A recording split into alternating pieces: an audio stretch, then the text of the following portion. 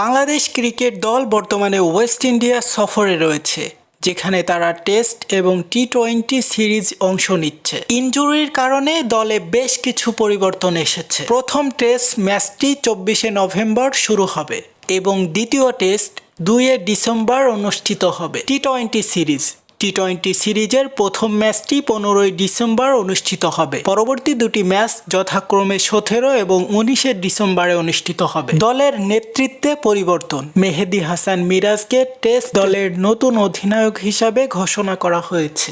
নাজমুল হোসেন শান্ত এবং মুশফিকুর রহিম ইনজুরির কারণে দল থেকে বাদ পড়েছে। সাকিব আল হাসান এই সফরে দলের অন্যতম প্রধান খেলোয়াড় হিসাবে রয়েছেন। তবে সাকিব আল হাসানের সাম্প্রতিক পারফরমেন্স নিয়ে এখনো বড় কোনো আপডেট আসেনি। আপনারা দেখছেন এইসে গ্লোবাল নিউজ, সাথে আছে আমি হুসাইন আহমেদ। এই ধরনের আপডেট নিউজ পেতে অবশ্যই আমাদের চ্যানেলটি সাবস্ক্রাইব করে একটা লাইক করে আমাদের সাথেই থাকুন। সো আবারও দেখা হবে নেক্সট কোনো আপডেট নিউজে। আল্লাহ হাফেজ।